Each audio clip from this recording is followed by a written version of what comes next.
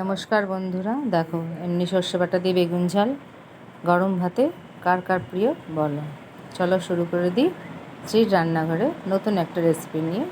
সর্ষে বাটা দিয়ে বেগুন ঝাল, সর্ষে পোস্ত দিয়ে বেগুন ঝাল। তো বেগুনটাকে কেটে ধুয়ে নুন হলুদ মাখিয়ে নিলাম, নুন হলুদ মাখিয়ে নিচ্ছি।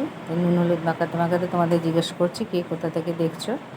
আমার ভিডিওটা ভালো লাগলে তোমরা চ্যানেলটিকে সাবস্ক্রাইব করো, লাইক করো, কমেন্ট করো। তারপর নুন হলুদ মাখিয়ে নিলাম, মাখিয়ে নিয়ে এবার আমি কড়াইতে তেল গরম করে নেব। তেলটা গরম হয়ে গেছে দেখো।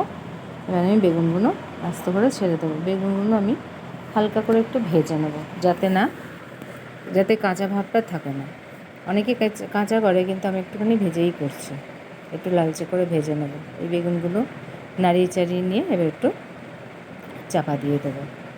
চাপা দিয়ে লাল লাল করে একটু ভেজে নেব, একটু লালচে করে ভেজে নেব। তারপর এবার চাপা দিয়ে দেবো। চাপাটা খুলে এবার দেখো চাপাটা দেখো এইভাবে ভেজে নিলাম। ভেজে নিয়ে এবার তুলে নিয়ে এবার কড়াইতে ওই তেলেতেই কালো জিরে ফোড়ন দেবো, কাটা টমেটো দেবো।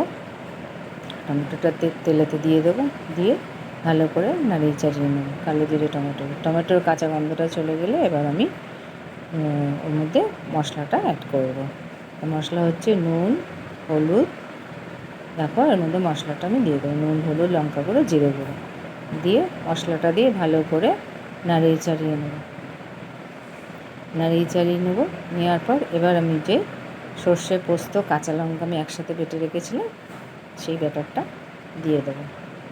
সেই বাটা মশলাটা দিয়ে দেবো, সর্ষে পোস্তটা দিয়ে দিলাম। সর্ষে পোস্তটা দিয়ে এবার ওই শুধু সর্ষে বাটা মানে শিল ধোয়ার যে জলটা ওইটাই দিয়েছি, আর এক্সট্রা আমি জল দিয়ে এখানে ব্যবহার করিনি। ঠিক আছে, এবার নাড়িয়ে চাড়িয়ে নিয়ে এবার ভালো করে সর্ষে পোস্তটা নিয়ে নিয়ে এবার আমি চাপা দিয়ে দেবো। এবার চাপাটা খুলে দেখো কালারটা কী সুন্দর এসছে দেখো। এবার টমেটোগুলোকে আমি একটু ভালো করে একটু ঘেটে দেবো। ঘেটে দেওয়ার পর দেখো তেলটা ছেড়ে দিয়েছে। এবার আমি ভাজা বেগুনগুলো ওর মধ্যে আস্তে আস্তে করে দিয়ে দেবো। ভাজা বেগুনগুলো দিয়ে গ্যাসের ফ্লেমটা কিন্তু আমি কম তাপ দেবো, লো ফ্লেম করে নেবো। করে নিয়ে এবার আস্তে আস্তে করে নাড়িয়ে চাড়িয়ে হালকা হাতে নাড়িয়ে চাড়িয়ে ওলট পালট করে দেবো। এদিক করে দিয়ে আবার এটাকে কম তাপে আমি চাপা দিয়ে রাখবো। কম তাপে একটুখানি চাপা দিয়ে যাওয়ার পর দেখো কালারটা কেমন তেল ছেড়ে দিয়েছে। এইভাবে বন্ধুরা তোমরা একবার বানিয়ে দেখো, খুব ভালো লাগবে খেতে।